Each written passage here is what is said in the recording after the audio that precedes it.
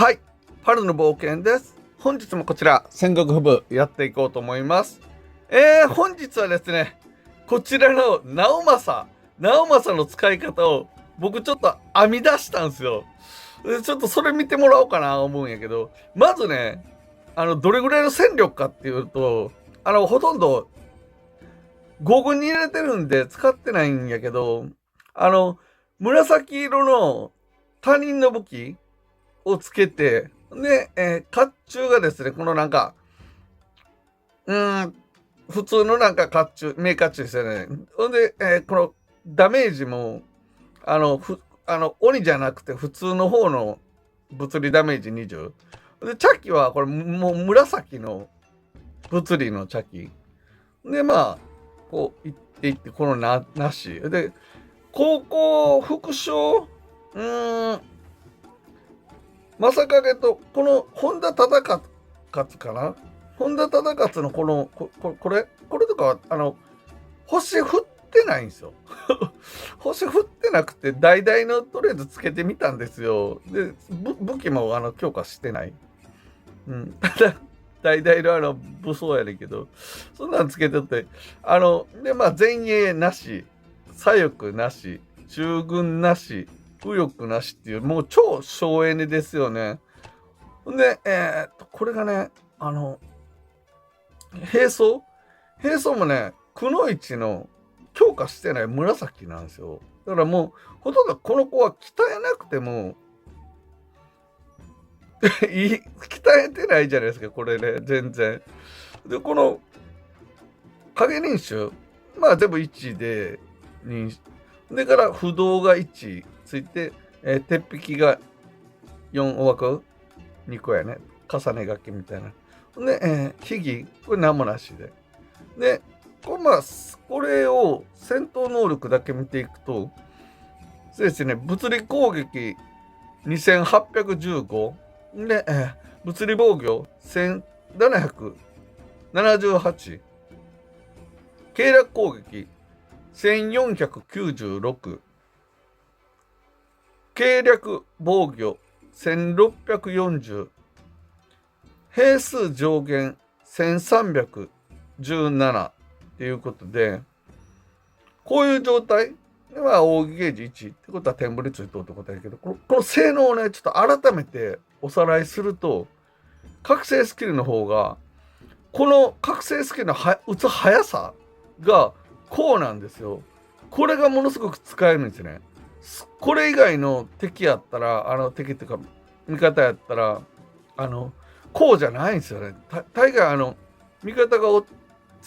まあ、まあ難しいんやけどね、こうがものすごく有効で、ここの速さがこうっていうのがすごく効いてくるんですよ。で、同様に影響されないっていうことで、味方部隊が撃破された後、で、その敵部隊に、隣接する部隊に180のダメージを与えるんですよ。で、同様で止めることができる。同様で止まらへん武将がいっぱいおるけどね。で、その敵部隊に隣接する部隊に護衛を与えるんですよ。で、この護衛を与えてしまうとデメリットで、護衛入ってしまうと、他の人、うちの武将で攻撃してしまうと、この子でもええねんけど、誰でもええねんけど、うち側の武将が、アタッカーが、この護衛が入ってる敵武将にアタックすると、ダメージがこっちの直政に当たってくるんですよ。だから直政すぐ死ぬんですよね。直政すぐ死ぬ。っていうこのデメリットがあるんやけど、やけれど、僕ずっと使っててね、この武将使ってて、たまたま発見したんやけど、5軍におったから、なかなかスポットライトが当たらへんで見てなかったんや。しかも5軍の3列目におったから、使い方もようわからんかったかしれん。で、たまたま見てて発見したんやけど、これこんな使い方あるんちゃうかなって思って考えたんやけど、この次に書いてある、これがすごいんですよ。攻撃が上位の味方2部隊に物理40ほどの兵力を回復。これがめっちゃすごいんですよ。だから味方部隊が誰か撃破されたら味方上位2部隊に兵力40回復できるんですよ。これが大きいんですよ。この火力今全然なかったじゃないですか。それでも40やったらかなり回復するんですよ。だから僕考えたんですよね。で蓄力をここ与えるでしょ。これもすごいじゃないですか。これでもしこの子の兵力回復するのがすごいっていうのと、あとこの子がもし不動でバッパカバッパカバッパカバッパカ不動を与えていく武将と一緒に使ったらこの子はかなり使えるんちゃうかと思って、実質ねちょっと実験でやってみようと思うんです。で不動をねバンバン与える武将ってどんな武将がおるんかっていうと、戻れるかな。もちろんねこの武将ですわ。この今川義元、この武将はここやね、突破スキルの味方がバフを一つ失うと物理攻撃上位の味方に部隊、これおあつらい向きですよね。2人ですよね。直政と今川の2部隊に物理10ほどの防壁効果を与え、不動効果を発動、ランダムの敵2部隊に65の物理ダメージを与え、酩酊状態付与、50の確率で 50% の確率で計略防御が最上位の2部隊に同様付与ということで、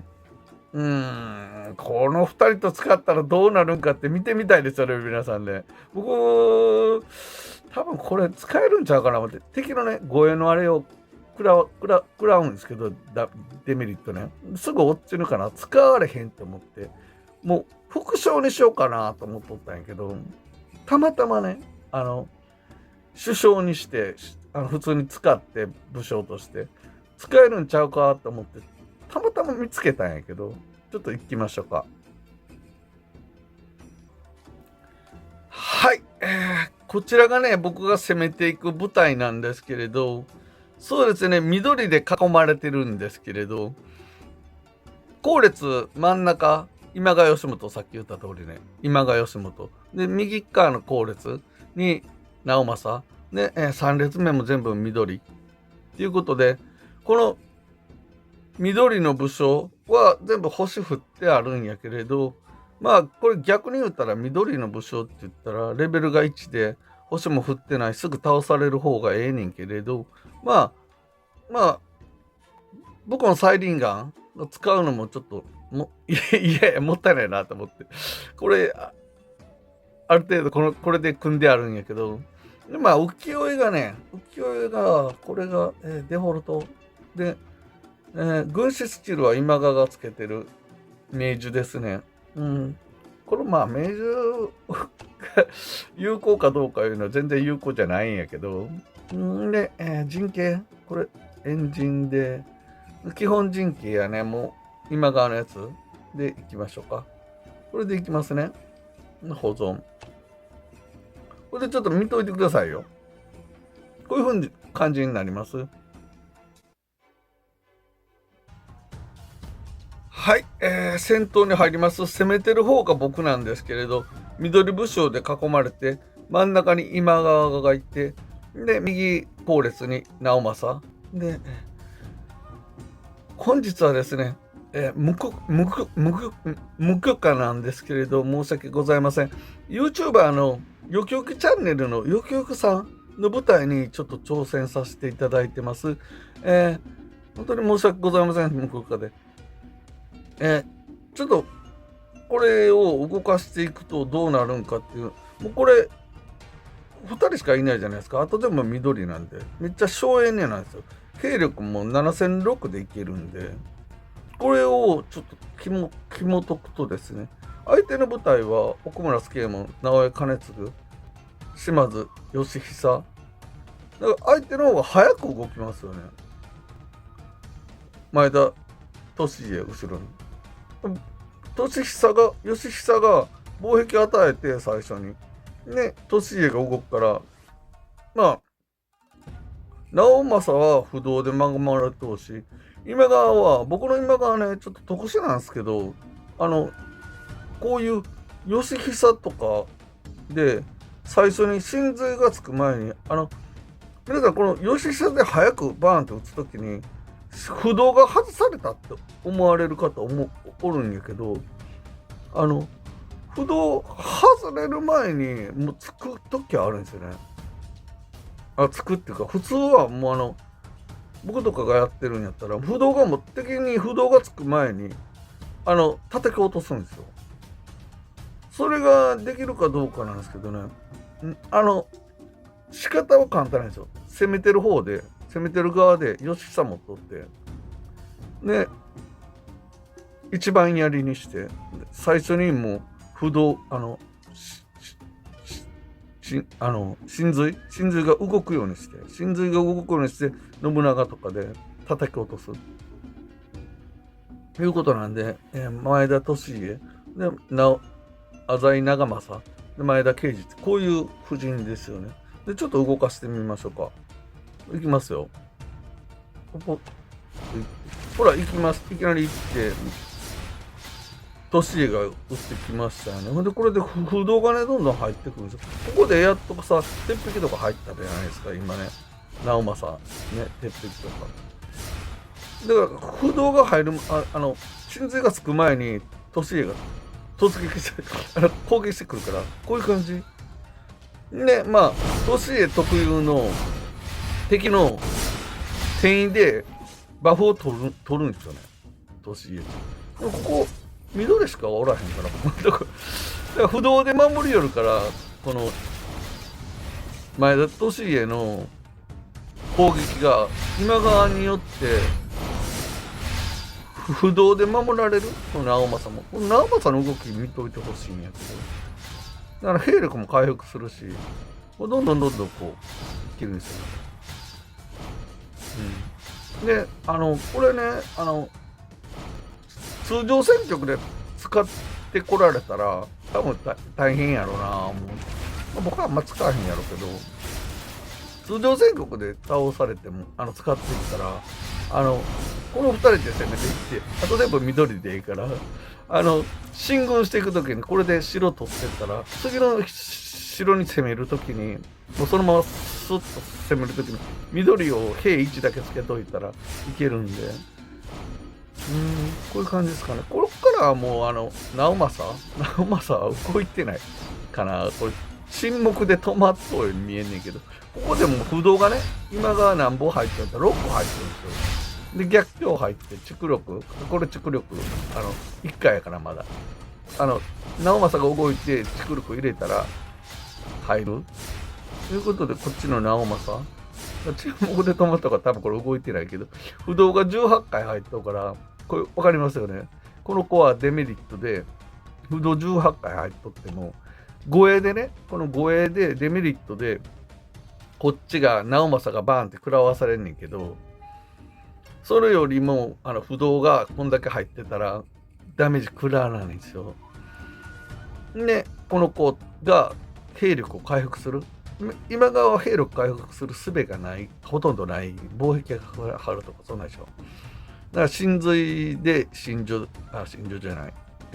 攻撃回復とかで回復せなあかんねんやけど、この直政と2人で突撃したらこういう感じでかなり使えるんです。いうことでね、僕がたまたまね、夜中の1時に起きたから